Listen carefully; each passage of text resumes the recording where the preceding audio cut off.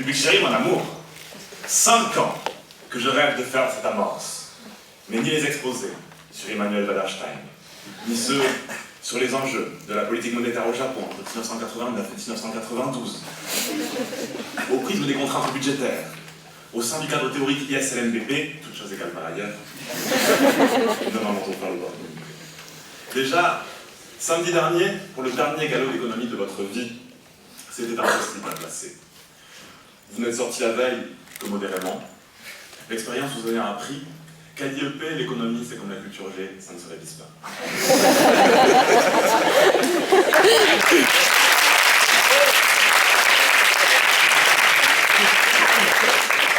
Étudiants sérieux, vous arrivez tout de même avec une minute d'avance et décidez de reporter les aigreurs des surveillants du samedi matin en allant soulager celle de votre estomac avec un pur arabica, made in Marseille. Soucieux de ne pas salir la jolie moquette des nouveaux amphis, vous le terminez avant d'entrer. Vous irez, vous déposez votre cartable dans le coin droit de l'amphi pour ne surtout pas déroger à votre rituel bi-hebdomadaire préféré. Ensuite, vous descendez pour gagner votre place. Le manteau!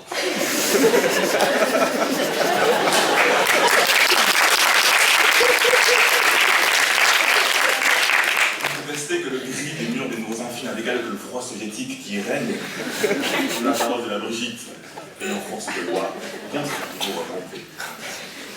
Tel Napoléon franchissant le col du Grand Saint-Bernard, vous vous frayez en chemin, tant bien que mal, surtout dans le mal, à travers la montagne de sacs qui, savamment entreposés sur le vôtre, vous empêche de déposer votre part dessus. Vous redescendez à votre place et... Bon, c'est bon, elle n'a pas pu l'échapper. Vous vous installez et le sujet de l'exercice tant entendu est enfin dévoilé. Immanquablement, vous soupirez.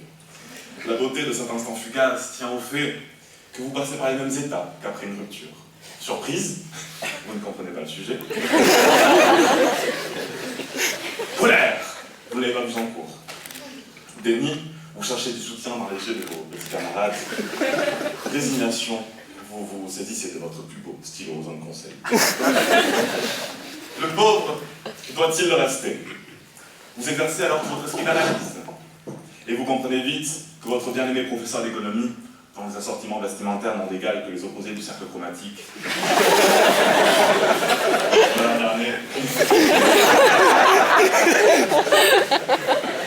votre bien-aimé professeur d'économie s'est lâché.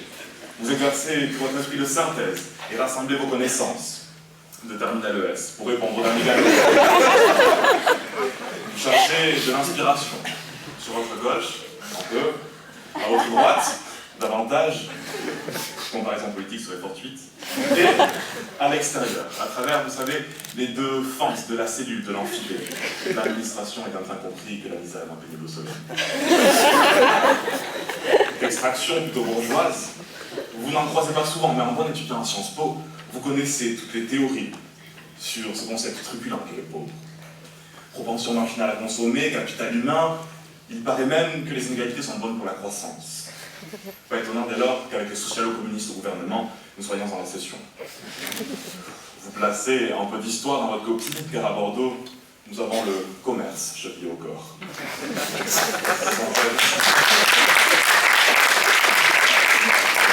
Vous êtes dénué d'une bonne conscience environnementale.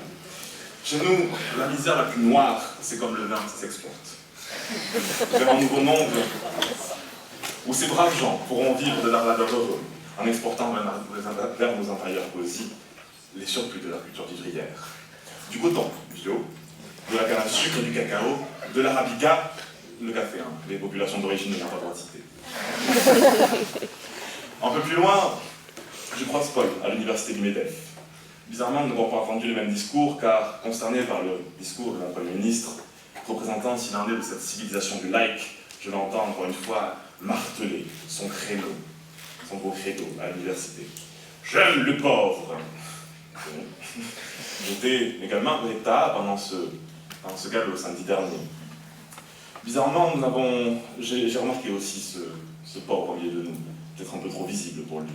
Mais je vais ne pas m'arrêter là, je vais aller peut-être plus loin que lui, car à chaque époque, sans paria. On ne m'ôtera pas de l'idée que le boursier est quand même mal fagoté.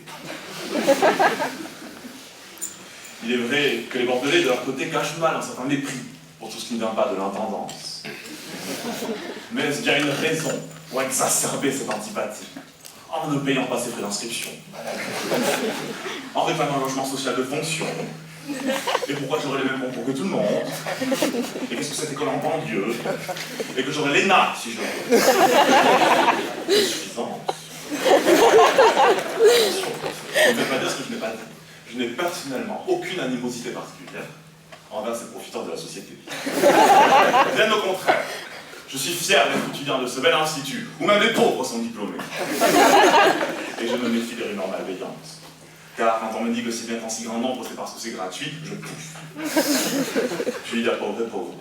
Le pauvre assimilé à l'IEP, voyez-vous, c'est n'importe quoi. Il étreigne ses guenilles dans les friperies du centre-ville, se déplace en vélo chez son chinois préféré pour se sustenter, et se saoule au Charles Dickens pour se sentir plus proche de la condition ouvrière. Le miséreux véritable, lui, peut-être est-il le plus sage. Il sait, connaît toujours le pauvre de quelqu'un.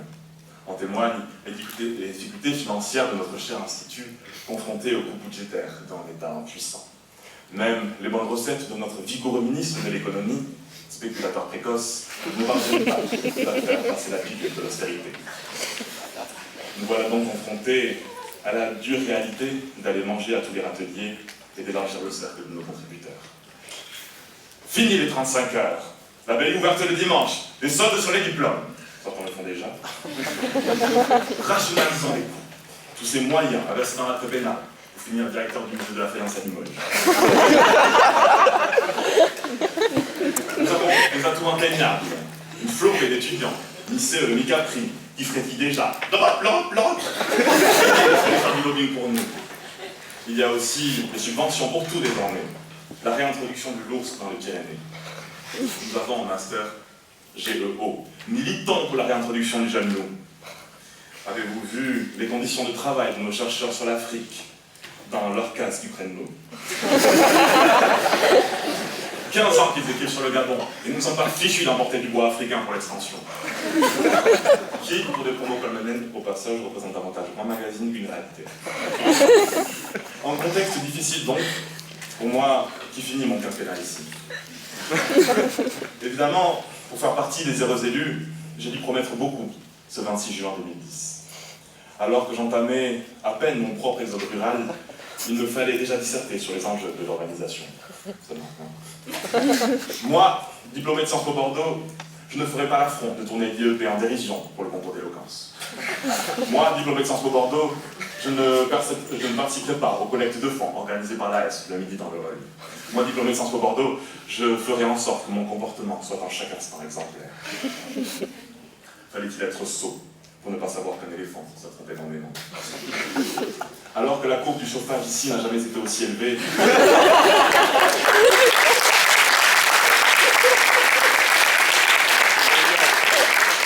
face au sujet d'aujourd'hui, il me fallait trouver de nouvelles idées de campagne. J'ai pensé à jouer sur le lyrisme de gauche. Et comme Taha, il m'a semblé que ces rimes trop pauvres auraient peut-être desservi le fond tragique sous une apparence de style. Alors je me suis dit, pourquoi ne pas piocher dans notre grande histoire? Vous n'êtes pas sans savoir que les nouveaux amphis ont besoin d'être baptisés. C'est là l'occasion d'honorer la mémoire de ce grand résistant. Ce résistant à l'occupation de Centre Paris, qui nous est revenu d'outre-Manche pour unifier les contre-réseaux de la résistance. Je me suis lancé avec accent malrosien pour l'intronisation de ce résistant dans notre panthéon à nous. Entre ici, Jean Petot!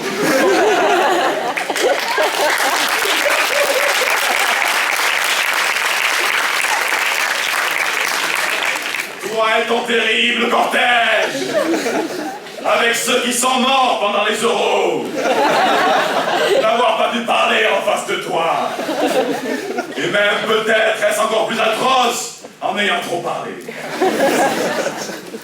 En passant au sujet, j'ai préféré envoyer l'humour, car au moins, il ne s'achète pas.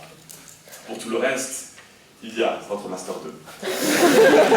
À la veille de la nativité, et avant de sauter sur votre scooter ou de vous embarquer dans les funestes wagons de tramway, et de vous jeter sur les derniers succès de librairie, il ne me reste plus qu'à conclure et à vous dire en toute sincérité, à toutes et à tous, merci pour ce moment.